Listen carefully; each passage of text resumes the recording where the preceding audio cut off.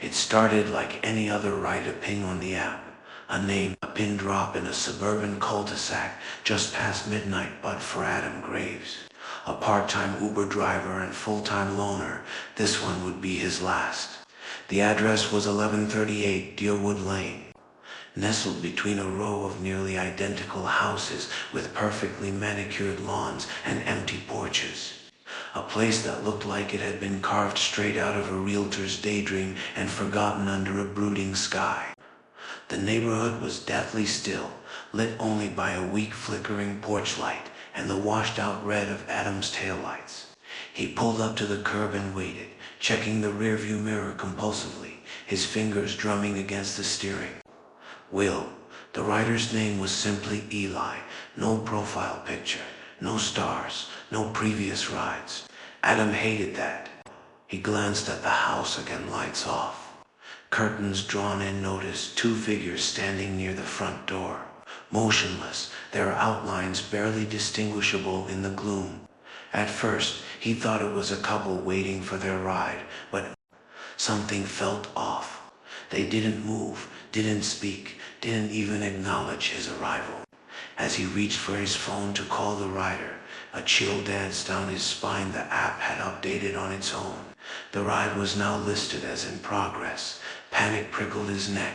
No one had entered the car.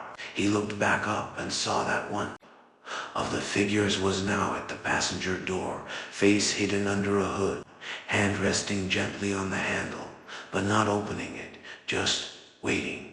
Against his instincts, Adam unlocked the doors. The figure slid in silently, bringing with it an overwhelming scent of mildew and something like rotting leaves. The interior light flickered as if struggling to stay alive, revealing nothing but pale dirt-caked fingers and a strange twitching under the rider's coat, like something moving inside. Adam swallowed hard. "You, Eli," no response, just a slight nod. The GPS suddenly rerouted to an unlisted destination, no street name, just coordinates deep into the forest outside town. "You sure this is where you want to go?" he asked, trying to sound casual. The figure gave another nod, then leaned back, face turned toward the window, or maybe just away from Adam. As the car pulled away from the curb, Adam noticed other figures, now shadowy shapes, standing silently on neighboring lawns. Some partially hidden behind trees, others right in the open like mannequins abandoned mid-step. None of them moved, yet Adam felt their gaze burn through the windows.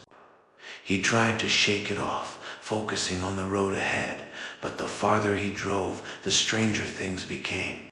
Street signs disappeared, the radio burst into static, and his phone died despite having a full charge moments ago.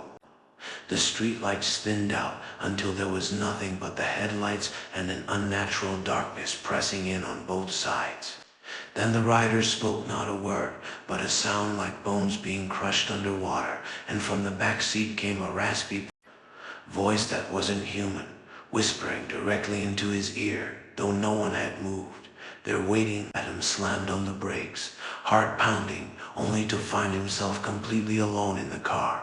The rider was gone. The passenger door hadn't opened, just gone. He twisted in his seat, scanning the back, the sides, the road. Nothing, only the trees swaying violently, though there was no wind.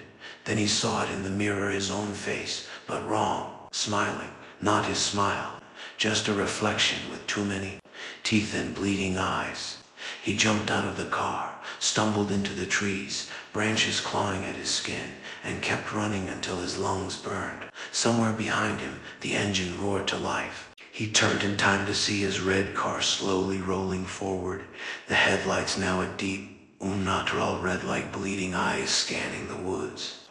Behind the wheel was the rider, face still obscured, but arms now thin as sticks, twisting the steering wheel with insect-like precision.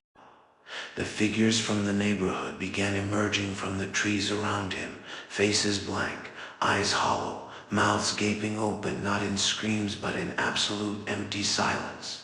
He screamed, ran, fell, and crawled through the mud, the forest warping around.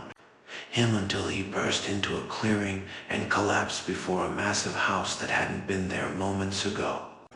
It looked exactly like the one from the pickup location, same porch, same siding, same flickering light, but now dilapidated, overgrown with vines, windows shattered like spider webs, and something about it felt hungry.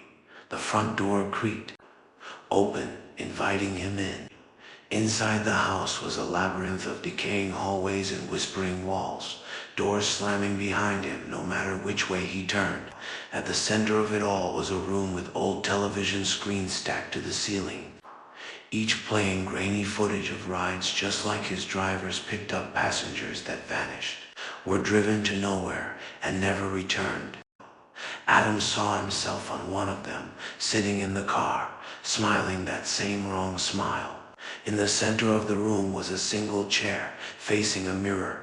On it sat Eli, only now Eli's face was no longer hidden. It was Adam's, or at least something that wore Adam's face. It looked up at him and spoke in his own voice.